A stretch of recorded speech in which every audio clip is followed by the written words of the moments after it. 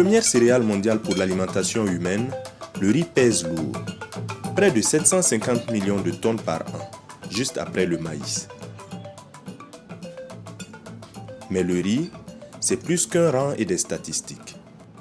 Le quotidien serait un peu difficile sans riz. On peut s'en passer, mais difficilement.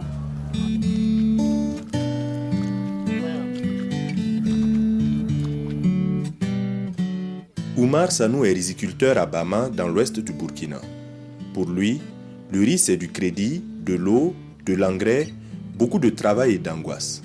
Malo sɛnɛ nin ye baara belebele de ye baara belebele yɛrɛ kɔni lo parce que ka lamu kan malo sɛnɛ a bɛ daminɛ mun na a bɛ daminɛ pépinière de la fɔlɔ e bɛ malo e bɛ kɔn ka malosi nin bɔ ka kɛ yɔrɔdennin dɔ la k'ale lafalen o yɔrɔ la donc ale le i bɛ segin sisan ka misitigiw ɲini o bɛna i ka foro sɛnɛ i fɛ donc ni foro sɛnɛna sisan motoculteurs fana bɛ yen sisan minnu fana b'a kuru fana ci i bɛ sɔrɔ ka mɔgɔw fana ɲini sisan ka fara i yɛrɛ kan donc faut que i ka mɔgɔw ɲini min bɛna na i dɛmɛ ka se ka baara nin kɛ ka teliya i bolo pour que i ka se ka taa dɔ wɛrɛ kɛ.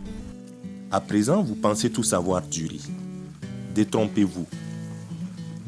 Pour moi, en tout cas, le riz, en tout cas, c'est une denrée, comme je l'ai dit, c'est stratégique. Pour au moins se mettre le riz sur terre, il faut des calculs. Et ensuite, après avoir fini de faire ces calculs, on fait sa production. À la sortie du champ, on sait combien on peut vendre ce riz. Bon, le riz que nos commerçants font rentrer également, le prix est déjà connu depuis l'extérieur, avant qu'ils ne viennent. Donc voilà pourquoi je dis que c'est une denrée stratégique. Stratégique pour le Burkina, le riz là aussi pour toute l'Afrique de l'Ouest, contrainte d'importer chaque année 5,2 millions de tonnes contre 1,2 million de tonnes au début des années 90. Si ce n'est pas la seule céréale consommée, le riz occupe de plus en plus de place dans l'alimentation des populations au détriment du mil ou du sorgho par exemple. Avec une production nationale d'à peine 200 000 tonnes pour des besoins estimés à 450 000 tonnes, le Burkina Faso dépense bon an mal an près de 30 milliards de francs CFA en devises pour satisfaire ses besoins en riz. Puisque depuis lors, c'est notre devise qui sort pour d'autres producteurs. Si nous, on arrivait à combler ça, je crois bien, ça fait un gain pour nous. Lassina Berté a consacré toute sa vie au riz qu'il commence à cultiver dès l'âge de 8 ans quand il vient s'installer avec son oncle à la vallée du Kou. C'est le tout premier périmètre rizicole de la Haute-Volta d'alors, aménagé en 1967 dans l'ouest du pays par la Chine-Taïwan. Celle-ci forme les paysans, leur fournit les intrants, achète toutes les récoltes cash. Le kilo de paddy s'achète à 20 francs CFA. Kilo tiye nani, mais awara ni be mugwa nafa. Aye. Mais bon, même ni oya change ce binani, kana se chankele ne masara. Dorom nan le capitaine le fani.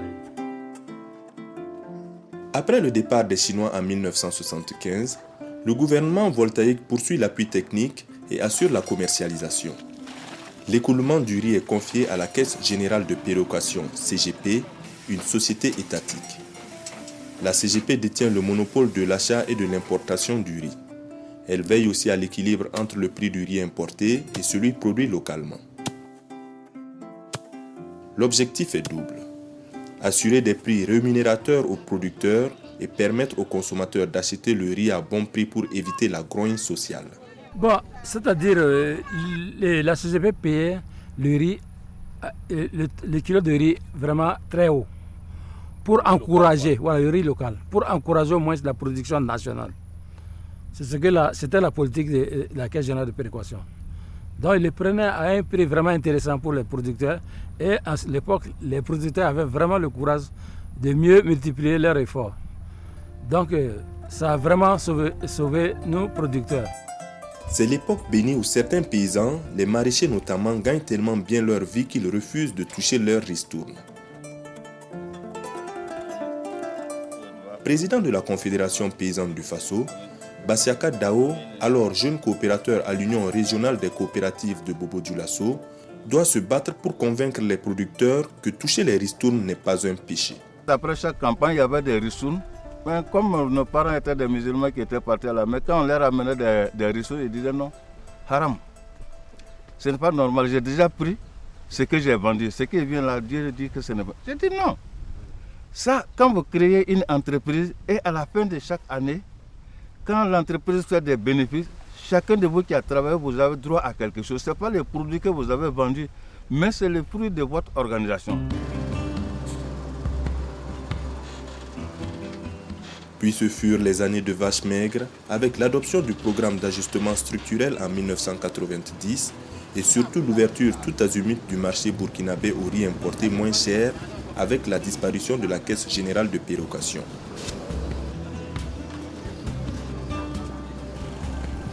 Bon, depuis que le désengagement est venu maintenant, c'est la galère qui a commencé avec nous. Et à partir de ce désengagement, le prix du riz n'a plus jamais été contrôlé.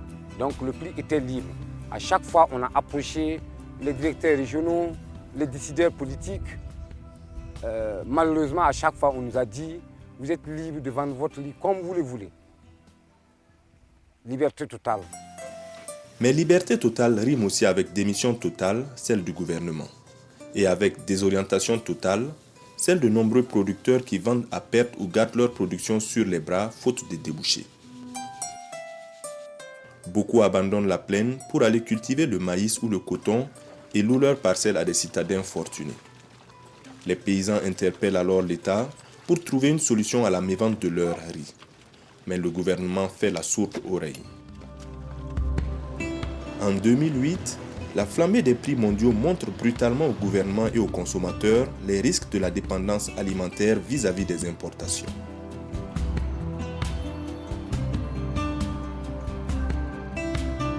Suite à des manifestations dites de la vie chère, l'État prête enfin une oreille attentive aux revendications des paysans. Des concertations sur les prix d'achat du riz aux producteurs s'ouvrent à Ouagadougou en octobre 2008. On a commencé à faire le plaidoyer il y a longtemps. Depuis 1996, quand on a commencé à mettre en place la FENOP, le CIRB en 2001, l'Union nationale des producteurs de riz ainsi que la CPF, à partir de la mise en place de ces fêtières-là, nous avons toujours plaidé. Nous avons toujours lancé des mots, nous avons toujours fait des doléances. Mais il faut se dire que c'est à cause de cette crise alimentaire-là que nous avons été vite écoutés, que nos doléances ont été vite prises en compte. Le prix plancher d'achat du riz aux producteurs est fixé à 115 francs le kilo et à 128 francs une année plus tard. Pour les producteurs, c'est un grand succès. Mais la crise alimentaire n'explique pas tout. Le rôle des femmes étuveuses fut déterminant pour assurer la survie de la filière riz.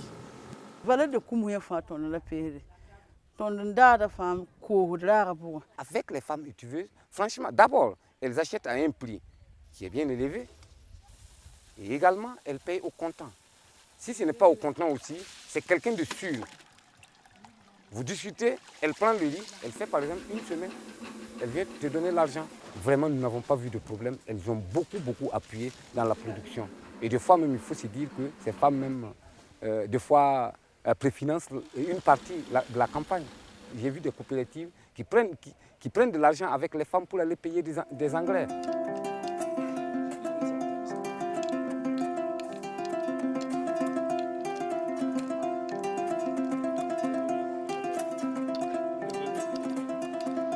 Autre échelle, même défi. Au niveau régional, le réseau des organisations paysannes et de producteurs agricoles de l'Afrique de l'Ouest, l'Europa, créé en 2000, s'implique fortement dans l'élaboration des politiques agricoles et commerciales de l'UEMOA et de la CEDEAO, adoptées respectivement en 2001 et 2005.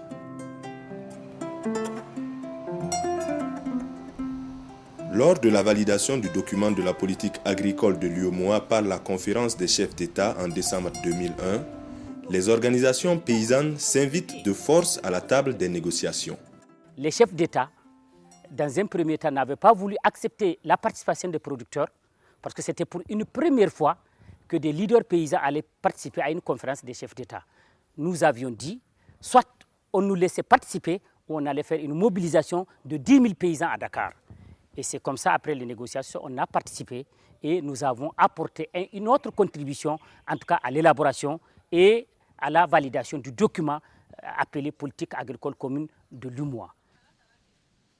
Tout le long du processus d'élaboration de la politique régionale de l'Afrique de l'Ouest, l'ECOWAP, l'Europa parvient à partager sa vision de l'agriculture pour la sous-région. Bassiaka Dao est membre du collège d'Europa.